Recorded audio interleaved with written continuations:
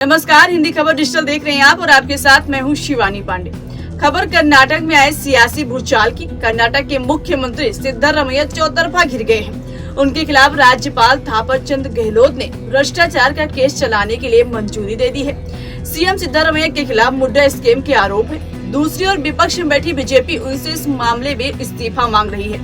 Congress party फिलहाल उनके साथ खड़ी रहने की बात कर रही है, लेकिन यह मसला अगर ऐसे ही रहा तो परसेप्शन की जंग में सिद्धारमैया के लिए सियासी तौर पर मुश्किलें बढ़ सकती हैं। आखिर पूरा मामला है क्या और सत्ता पक्ष विपक्ष के बीच किस बात को लेकर टकराव है, चलिए जानते हैं इस रिपोर्ट में। दरअसल 17 अगस्त से कर्नाटक के सीएम सिद्धारमैया भ्रष्टाचार के आरोप में घिरते नजर आ रहे हैं, क्योंकि राज्यपाल द्वारा केस चलाने की मंजूरी मिलने के बाद बीजेपी भी उन पर हमलावर है।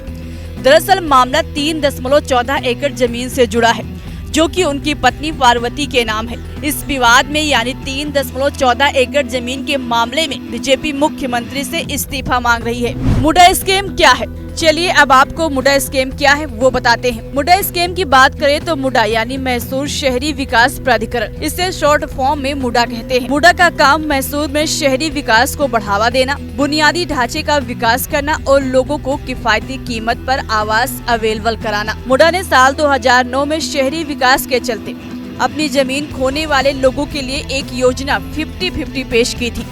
इस योजना के तहत जिन लोगों की जमीन अधिग्रहित की जाएगी उन्हें मुडा द्वारा विकसित भूमि की 50% जमीन के प्लॉट आवंटित किए जाएंगे।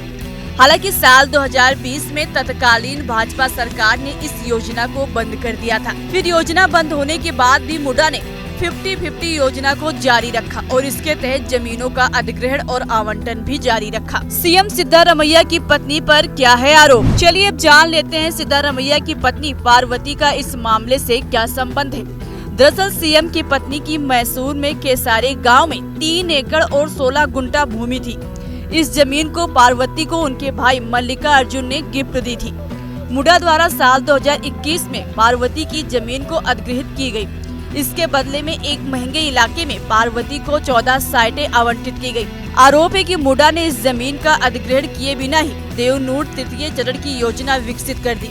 मुआवजे के लिए पार्वती ने आवेदन किया, जिसके आधार पर मुडा ने विजयनगर 3rd और 4th फेज में 14 साइटें आवंटित की। यह आवंटन राज्य सरकार की 50-50 योजना के तहत 38,284 वर्ग फीट का था। जिन 14 साइटों का आवंटन मुख्यमंत्री की पत्नी के नाम पर हुआ, उसी में घोटाले के आरोप लग रहे हैं। विपक्ष का कहना है कि पार्वती का मुडा द्वारा इन साइटों के आवंटन में अनियमितता बरती गई है। पार्वती से जितने की जमीन ली गई, उससे ज्यादा कीमत की उन्हें जमीन दी गई। विपक्ष का दावा है कि इससे सरकार को 4000 करोड़ रुपए का नुकसान हुआ। हम उम्मीद करते हैं कि मुद्रा स्कीम क्या है, इससे जुड़े आपके सभी सवालों के जवाब मिल गए होंगे। इस खबर पर आपकी क्या है राय, अपनी राय हमें जरूर बताएं।